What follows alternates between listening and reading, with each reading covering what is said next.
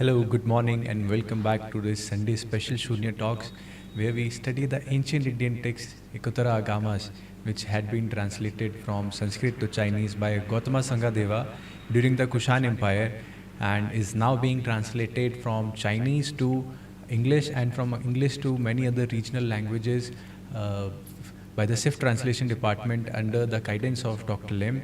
So today on Sundays, as you know, we come together to study the Agamas, and today I have with me Dr. Rajesh in the studio. Welcome, Dr. Rajesh. Thank you so much. Thank you so much for taking out the time.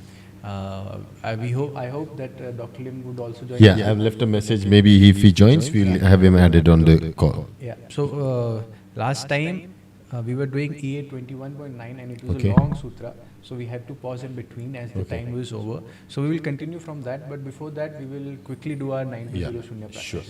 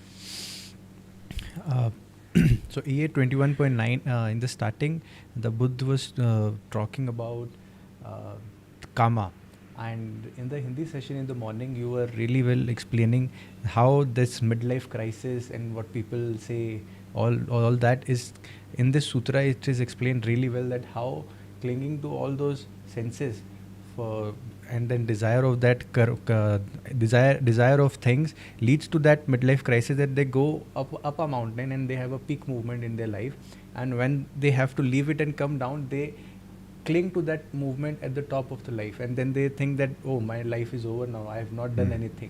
So I would like to I would like that you can explain that again once. Yeah. So what happens is when you talk about karma, that is desire. Desire is basically the reason that you do some things, right? We choose a career, we take responsibilities because we believe that is going to give us two things. One is happiness, the other is the money that we can buy more happiness with, right? Yes. And also fulfill our responsibilities. So when you look at desire, when if it's fulfilling your responsibilities, I think that is where your effort should be.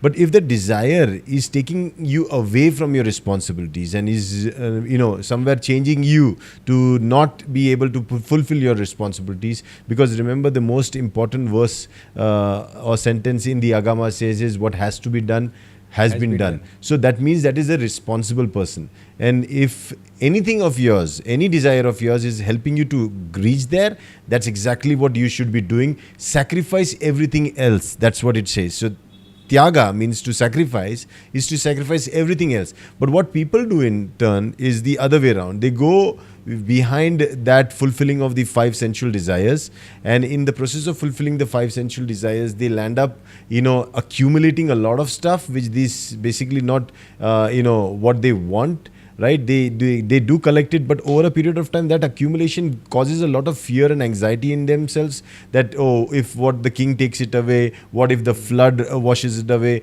What happens, And so you do all that, and in the end, you're left with more worry and more stress. So instead, get more engaged. Give when you can give maximum. Do what you can do maximum.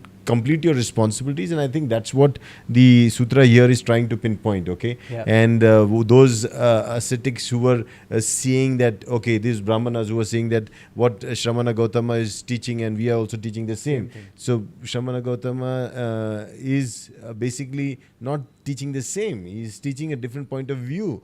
He's teaching you that the desires that are supposed to be, fulfilled, they should be based on your responsibility rather than just a craving that your five senses desire for, right? Yeah. And many a times it's been taught that kill those desires, don't fulfill those. Then that's also wrong, okay? Or run behind those desires, fulfill those. That's also wrong. You should strike a right balance. Samyak. Yeah, samyak. Samyak is very important. Okay, so we'll continue with EA 21.9. We'll start from verse number 15. What is the rasa of Rupa?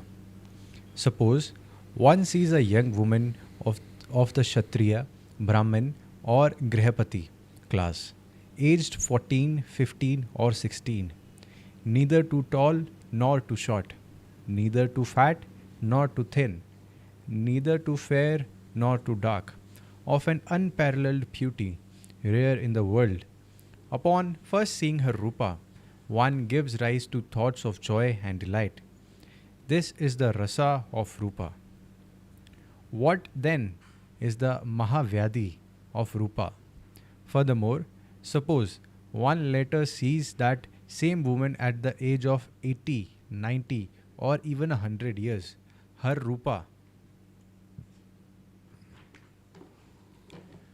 Rupa changed and deteriorated. The years of youth have long passed. Her teeth have fallen out. Her hair has turned white. Her body is unclear. Her skin is sagging. Her face is wrinkled. Her back is bent, groaning in pain. Her body like an old cart, trembling, walking with a cane. Tell me, bhikshus, is this not indeed a Mahavyadi, that the beautiful form one initially saw has now decayed and changed? The bhikshus replied, Indeed, Bhagwan. Bhagwan said, This is the Mahavyadi of Rupa. Furthermore, suppose one sees the same woman afflicted with a serious illness, lying on a bed, having lost control of her bowels and bladder, unable to rise or move on her own. Tell me, bhikshus, is this not indeed a Mahavyadi, that once she was seen as beautiful form, and now she has come to this state of decay and affliction? The bhikshus replied, Indeed, Bhagwan. Bhagwan said, This is the Mahavyadi of Rupa. Furthermore, suppose one sees that woman's body after death, being taken to the cremation ground. Tell me, bhikshus, is it not a Mahavyadi that the beautiful form one initially saw has now changed and decayed? And when one sees this and still gives rise to thoughts of Sukha and Dukha, is this not indeed a Mahavyadi? The bhikshus replied, Indeed, Bhagwan. Bhagwan said, This is the Mahavyadi of Rupa. Furthermore, suppose one sees that woman's body after 1, 2, 3, 4, 5 or even 7 days, bloated, rotting and foul smellings, parts scattered in one place. Tell me, bhikshus, is it not a Mahavyadi that the beautiful form once initially saw has now changed to this? The bhikshus replied, Indeed, Bhagwan. Bhagwan said, This is the Mahavyadi of Rupa. Furthermore, suppose one sees that woman's body being devoured by crows, vultures, hawks, and by foxes, dogs, wolves, or tigers, or by tiny flying insects or crawling worms. Tell me, bhikshus, is it not a Mahavyadi that the beautiful form once initially saw has now changed, and if one still gives rise to thoughts of pleasure and pain? The bhikshus replied, Indeed, Bhagwan. Bhagwan said, This is the Mahavyadi of Rupa. Furthermore, suppose one sees that woman's body half eaten by birds and insects, her intestines, flesh and blood filthy and impure. Tell me, bhikshus, is it not a Mahavyadi that the beautiful form once initially saw has now changed, and if one still give rise to thoughts of pleasure and pain? The bhikshus replied, Indeed, Bhagwan. Bhagwan said, this is the Mahavyadi of Rupa. Furthermore, suppose one sees that woman's body with the flesh and blood gone, only the skeleton remaining. Tell me, bhikshus, is it not a Mahavyadi that the beautiful form once initially saw has now changed, and if one still gives rise to thoughts of pleasure and pain? The bhikshu replied, Indeed, Bhagwan. Bhagwan said, This is the Mahavyadi of Rupa. Furthermore, suppose one sees that woman's body with the flesh and blood gone, only tendons binding the bones together. Tell me, bhikshus, is it not a Mahavyadi that the beautiful form one initially saw has now changed, and if one still give rise to thoughts of pleasure and pain? The bhikshus replied, Indeed, Bhagwan. Bhagwan said, This is the Mahavyadi of Rupa. Furthermore, suppose one sees that woman's body with the bones scattered in different places, the leg bone in one place, the arm bone in another, the thigh bones in another, the hip bones in another, the ribs in another, the shoulders in another, the shoulder bone in another, the neck bones in another, and the skull in another. Tell me, bhikshus, is it not a Mahavyadi that the beautiful form one initially saw has now changed, and if one still gives rise to thoughts of pleasure and pain? The bhikshus replied, Indeed, Bhagwan. Bhagwan said, This is the Mahavyadi of Rupa. Furthermore, suppose one sees the woman's bones bleached white or the color of a dove. Tell me, bhikshus, is it not a Mahavyadi that the beautiful form one initially saw has now changed, and if one still give rises to thoughts of pleasure and pain? The bhikshus replied, Indeed, Bhagwan. Bhagwan said, This is the Mahavyadi of Rupa. Furthermore, suppose one sees that woman's bones after countless years, decayed and crumbling, the same color as the earth. Tell me, bhikshus, is it not a Mahavyadi that the beautiful form one initially saw has changed now, and if one still gives rise to thoughts of pleasure and pain? The bhikshus replied, Indeed, Bhagwan. Bhagwan said, This is the Mahavyadi of Rupa.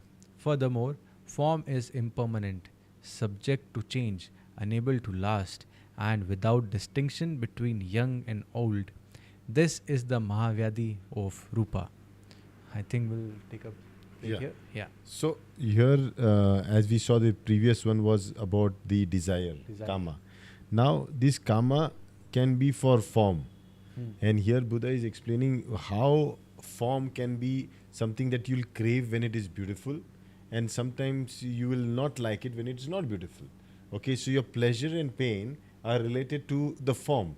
And he's saying that one who does not see the impermanence of it will be trapped in that and then will suffer. So one who can see that what is beautiful now will someday become deteriorated and absolutely not worthy of even being with it.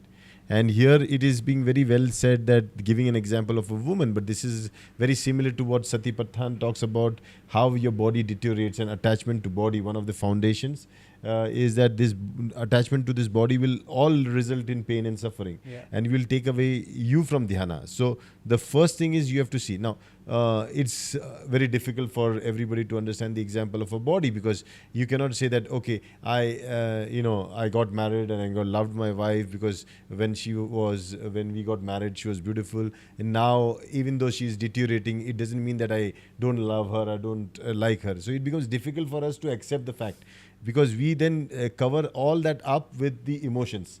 Okay, but within us, that thing is already started to happen. We have changed our approach. But if you look at a simple example, let's take a mango. Okay, you go to the market and you buy a nice mango. It's nice, you check it, and it's tasty. At that time, the rupa of the mango is so yummy that you have the desire to eat it.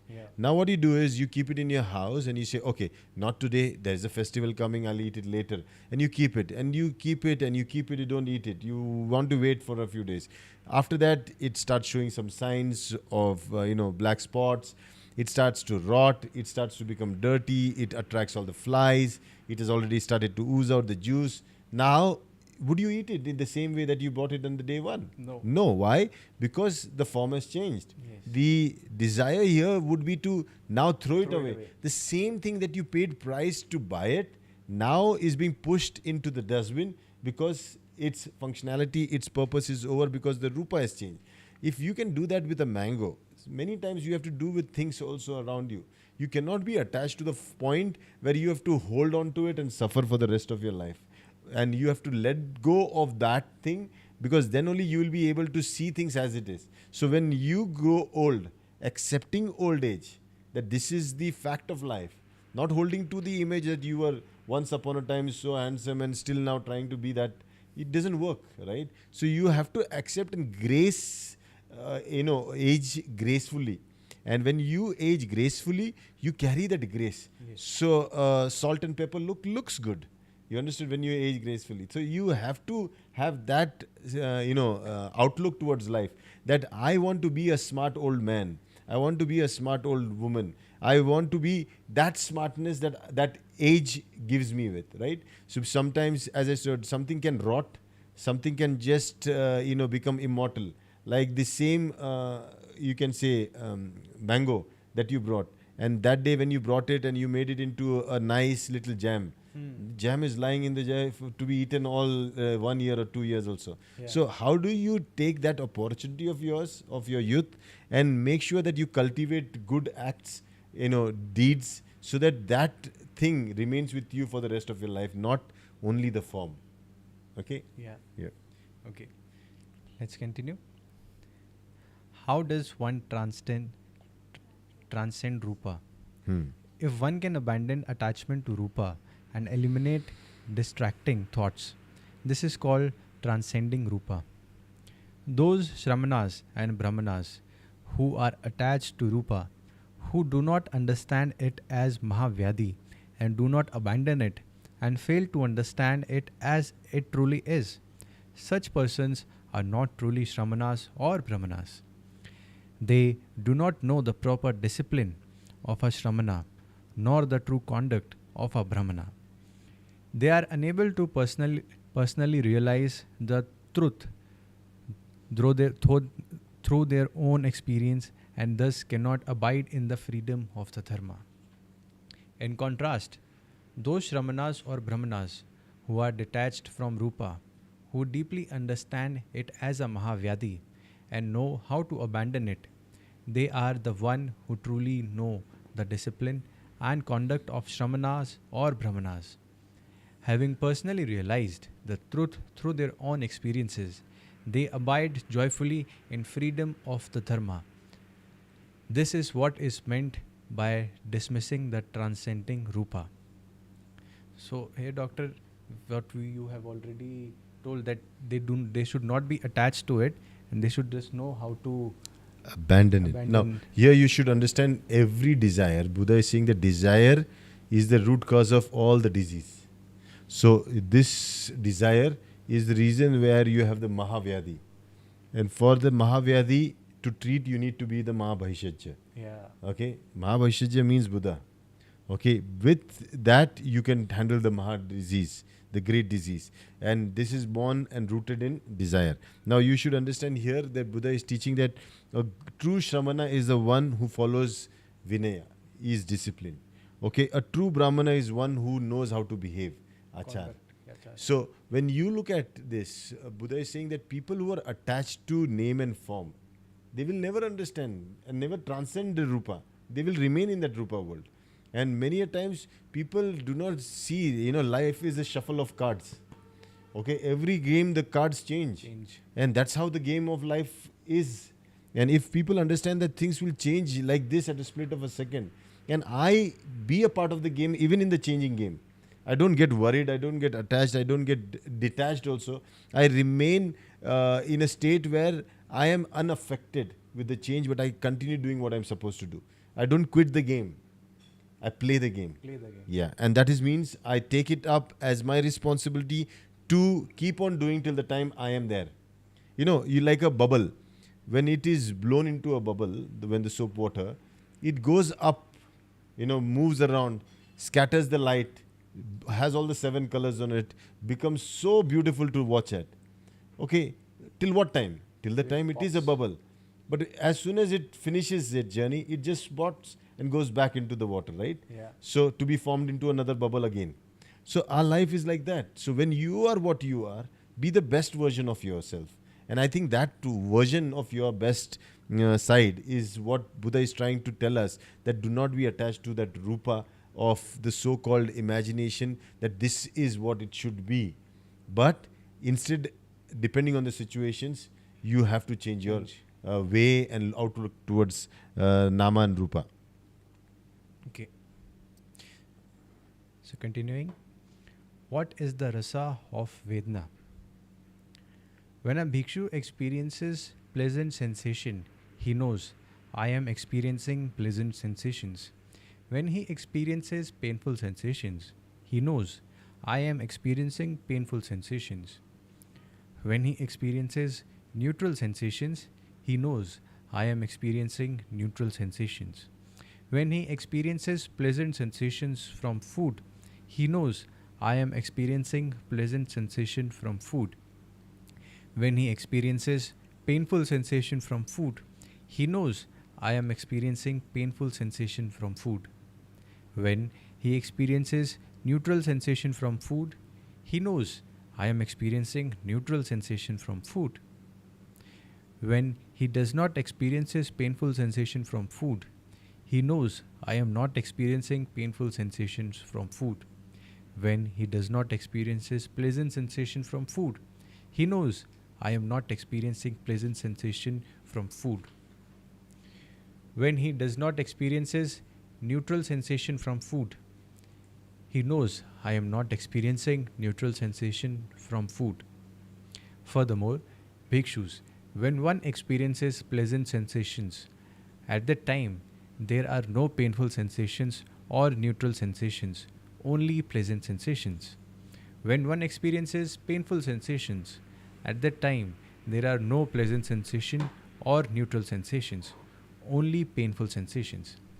When one experiences neutral sensation, at that time there are no pleasant sensation or painful sensations, only neutral sensations.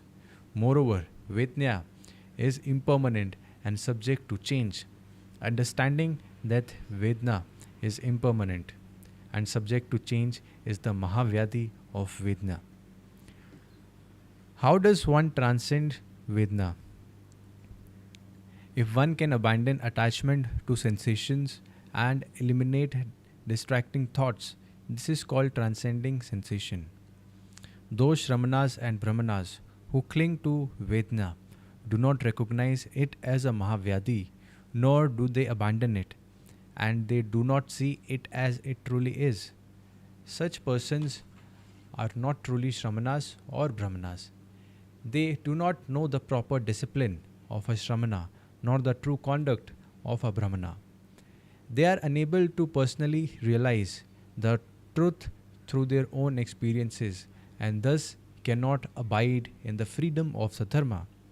In contrast, those Shramanas or Brahmanas who are detached from Vedna, who deeply understand it as a Mahavyadi and know how to abandon it, they are the ones who truly know the discipline and conduct of Shramanas or Brahmanas. Having personally realized the truth through their own experiences, they abide joyfully in freedom of the Dharma. This is what is meant by dismissing or transcending Vedna. Furthermore, bhikshus, if there are Shramanas or Brahmanas who do not truly understand painful sensations, pleasant sensations, or neutral sensations, and do not know them as they truly are, and yet they teach and guide others, encouraging them to practice, this is not appropriate. But if there are Shramanas or Brahmanas who can abandon attachment to sensation, understand it as it truly is, and then teaches and encourages others to do the same, this is truly appropriate. This is called transcending Vedana. Yeah. So here, if you look at it, We are talking about now Vedana. We finished desire of Rupa. Now the desire of Vedana. Vedana. Now, when you're looking at Kama of Vedana, you can. The problem with emotions is it's never able to decide between yes and no. Okay, even it does not see the neutrality of things. So many a times we people are confused emotionally because there is no clarity whether I should do it yes or whether I should not do it no. No. If life, if you look at it, if somebody is emotionally perfect and balanced, he will be able to make choices. Yes, I want to do it. No, I don't want to do it. And it doesn't matter. These three things, I think, solve all the problems in the world emotionally. And I think that's what here Buddha is trying to say, that clarity is important. And only with dhyana, when you're observing things that are pleasant, as pleasant, when you're observing things unpleasant, as unpleasant, when you're observing things as neutral, as neutral, when you observe it, that's where clarity comes in. That's where your decision follows. And hence, if you look at it, that the only person who can teach this is the one who is actually following this, right? You just cannot talk about it on the one side, and the other side you are definitely attached to it, right? And you definitely want it this way, yes, you want it no this way, and then you stick to that. You don't see things happening as it is and do not accept it as it is. So a teacher is basically the one who has actually gone through a personal experience. Based on his experience, sakshatkar, he is able to teach others. Okay, only that means at the end, the teaching is always personal experience. It cannot be somebody's experience. I cannot teach something of somebody else because I'm then just a follower, right? I cannot do that. I have to teach what I have understood, what I have gone through. Otherwise, I should not be even calling myself a teacher. Yeah. Yeah? And here they should not be rigid, as when you experience something, someone else might have experienced Absolutely. something else. So they should not be rigid that, yeah, I experienced this, so it is exactly like this. Yeah, true. When you look at dharma, it's like going to the center of the wheel from the circumference, and there could be almost 360 different ways of looking at the same thing. Yeah. And respecting everybody's way, everybody's belief, everybody's methodology, everybody's understanding, if they follow into this particular category of not being attached to rupa, not being attached to vedana, then they are great teachers. Yes. Then whatever means they choose is absolutely right. Okay. Okay? Yeah. Now, O bhikshus, I have explained the attachment to kama, the rasa of kama, how kama is a great affliction and how it can be abandoned. I have also spoken of attachment to rupa, the rasa of rupa, and how rupa is a great affliction and how one can renounce rupa. And I have described attachment to vedna, the rasa of vedna, how vedna is a great affliction and how one can abandon vedna. All that is to be practiced and expounded by the Tathagata, I have now completely and thoroughly explained. You should constantly be mindful to dwell beneath trees or in quiet, secluded places, seated in dhyana, engage in contemplation and not fall into laziness. This is what I instruct and exhort you to do. When bhikshus heard what the Buddha said, they followed it with joy. Yeah, I think from the Panchaskanda he finished explaining maybe at that time Roop and Vedana. Yeah. Okay, and then he's again reminding them that go and practice. Do not let laziness come in you. Do not assume things will happen. At the end, everything is conditional. Every moment is changing, and so are you changing, and so is the opportunity changing. Hence, right now, since I've taught you something right now, go and use it right now. Okay, if you leave it for another day, you will miss on it. So he used to always teach and ask people to contemplate on it. And that's exactly what we do in our practice also. Every time we study a sutra, we have these shunya talks, people have to use that little moment that they have and contemplate on what they have taken from this essence, as an essence. And then that essence is what will work through them. Okay, don't worry about, because next week it will be another thing. Yeah. Next week it will be another thing. Every time it will add on a little layer by layer of realization in you, till that point you personally start engaging in the world through the Mahasamta Vipassana, the MSV, and when you will be doing your duties, you will know all that you studied is what is you're going to use. It's like going into the war, and you can only use the weapons you carried, right? Yes. It's like that. So when you go out into the society, you can only use the things that you're trained in, you're groomed in, or you're conditioned in, and that's exactly what these sutra talks do to you. Okay. And here when Buddha is talking about, you should constantly be mindful to dwell beneath the trees or in quiet. I think this really well matches with our concept of what we are doing right now, monthly retreat. Yeah. We are going out to a quiet place beneath tree which have a lot of nature around it, and it is quiet, away from the city life, and we are teaching, we are reading, we are explaining, we are contemplating, and we are doing all that in the retreats. Yeah, and recently we finished 2 Diamond Sutra Yes. retreats. One was in Kerala and the other one was in Karnataka.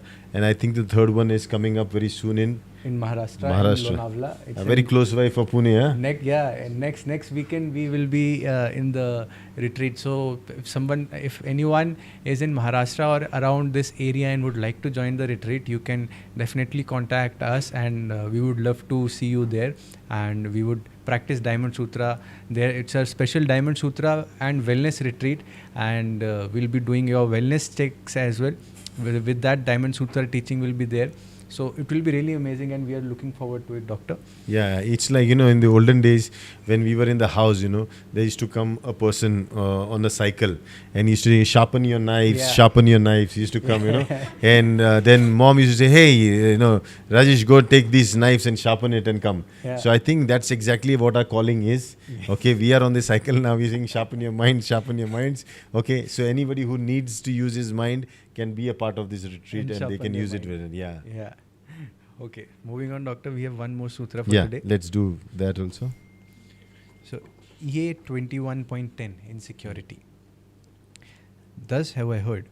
One time, the Buddha was staying at Anath Pandida's ashrama in Jetwana of Shravasti. At that time, Bhagwan addressed the bhikshus, saying, there are 3 things that are unreliable. What are the 3?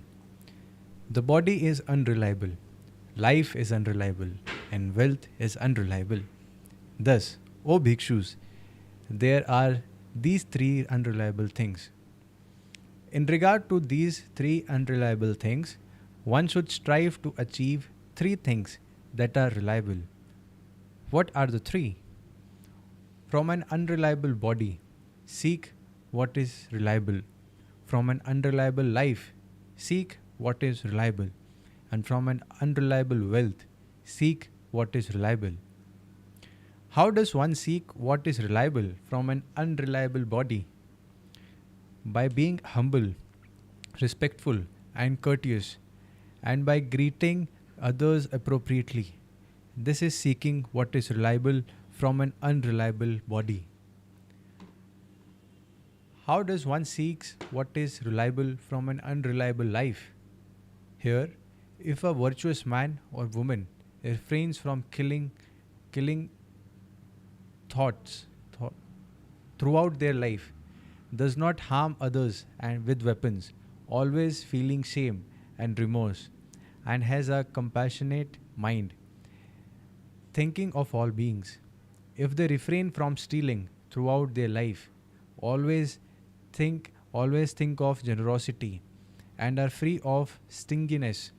If they refrain from sexual misconduct throughout their life and do not engage in improper sexual behavior, if they refrain from lying throughout their life, always speak truthfully and do not deceive others, if they refrain from drinking alcohol throughout their life, keeping their mind clear and upholding the precepts of Buddha. This is seeking what is reliable from an unreliable life. How does one seek what is reliable from an unreliable wealth? If a virtuous man or woman always thinks of giving to Shramanas, Brahmanas, and the poor, providing food to those who need food, drink to those who need drink, clothing, bedding, medicine for the sick, shelter, and other necessities. This is seeking what is reliable from an unreliable wealth.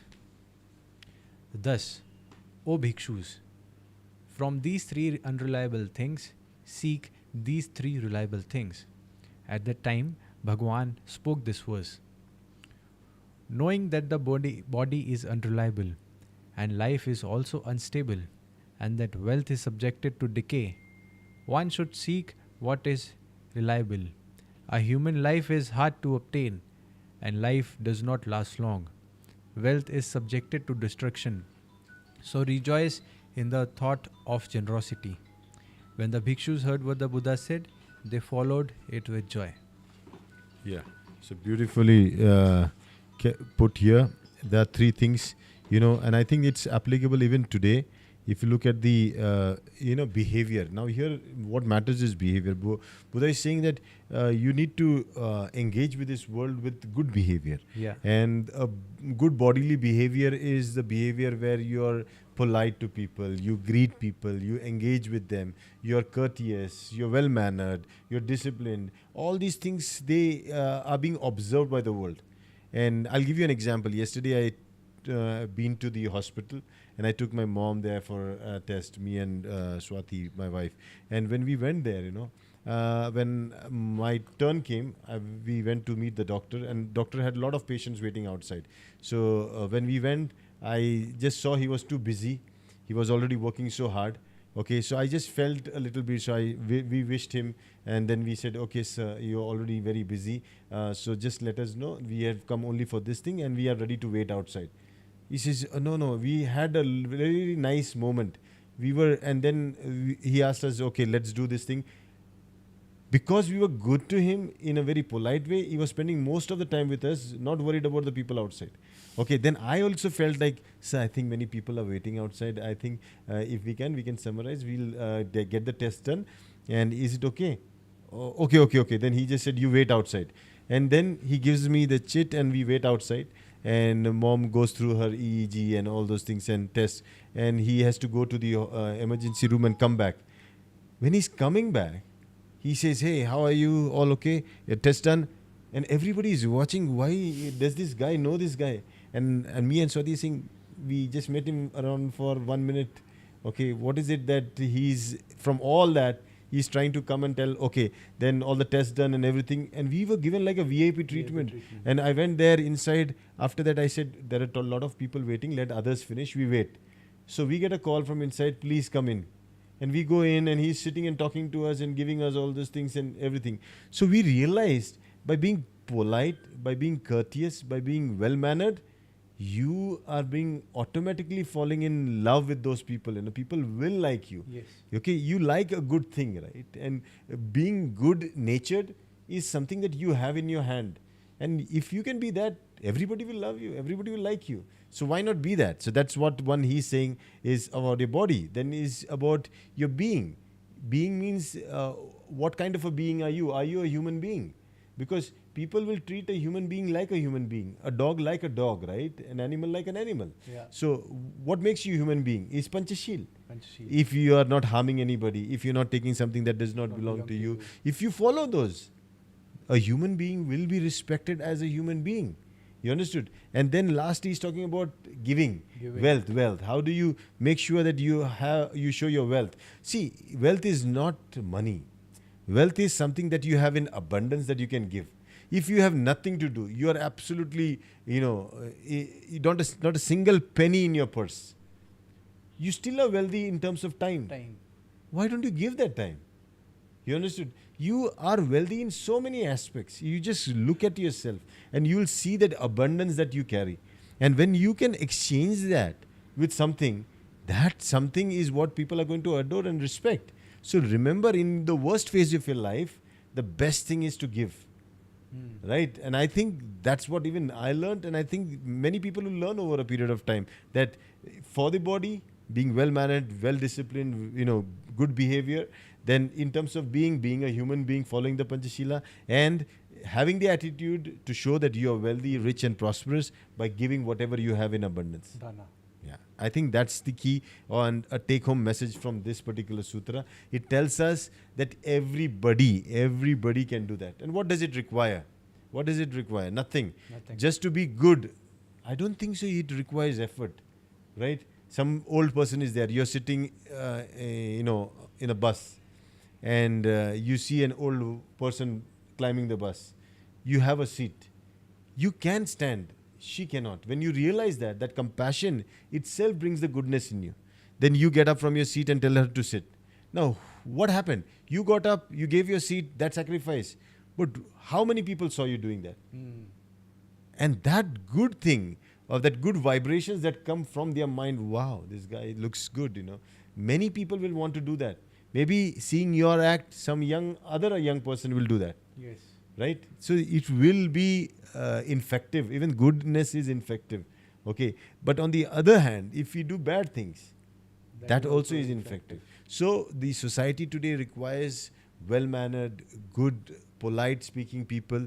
Otherwise, when I look at the comments that follow on the social media, they are not polite, right? So the language, the communication has started to change, and we are going into a world where there is going to be a lot of differentiation, hate, jealousy, anger, frustration, and all that is just going to make the society so unstable, and a kind of a place where nobody will want to spend their time. But on the other hand, if there are few people who can become an example of goodness, I think the world will want to replicate and duplicate them. Yeah, and I think for this whole reason, in the Shunya Studios, our psychology department has also started the remedial classes for kids on Saturdays. I think that's a very good step for that as well. Yeah, we need to set an example of that being good in conduct is what matters the most. Yes. Because at the end, we are engaging in the world, and the world is looking out for some role models. And forget finding another superhero coming around trying to tell you how it can be good done. You have to do it yourself, and showing that you are the superhero.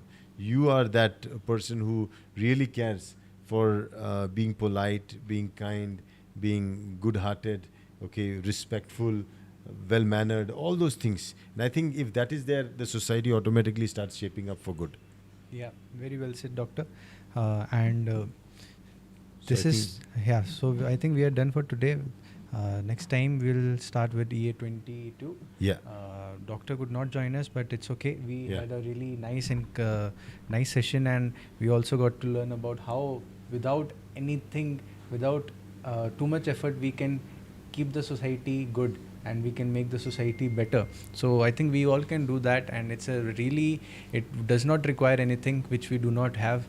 We can do that very easily, and until next time, we will see you guys on Saturday 8:30 a.m. And I would also like to announce before that from Wednesday I am starting wellness exercise program, and if you would like to join that, it will be at 8:30 IST, Indian Standard Time. You can join from anywhere in the world. It's completely free as of now. It's a 12-week course which you can do for your own body, for taking care of this body. Now, when we talk about that this body is ever changing, this will decay. It doesn't mean that we stop caring about this. This is our body, we are using this, so we need to maintain it as well. And for that maintenance purpose, this program will help you, and you guys can join. And I would really love to see you all on Wednesday 8:30 IST. If you want to join, you can please contact us on our DXN Clinics Instagram page. It is DXN_clinics, or you can text the studio or DM the studio on Instagram. We would share the link with you, and you can join that. So see you guys until next week. Take care, and bye-bye.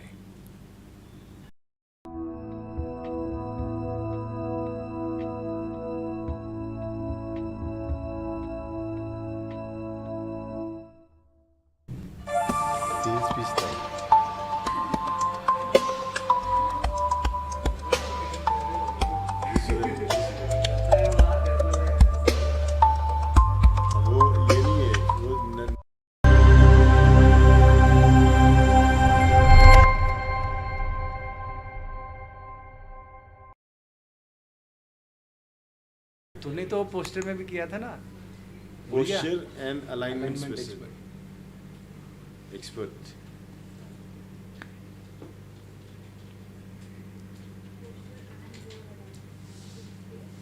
Ampersand डालना।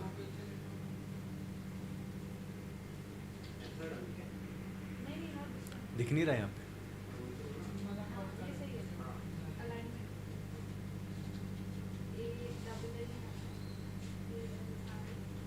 You start writing blogs, start writing articles.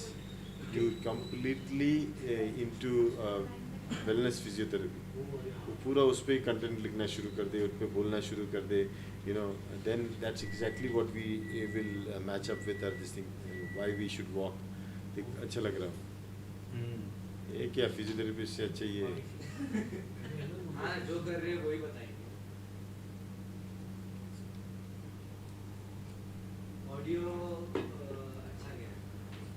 अच्छा गया अच्छा गया। हाँ wireless नहीं use कर रहा, dynamic से गया।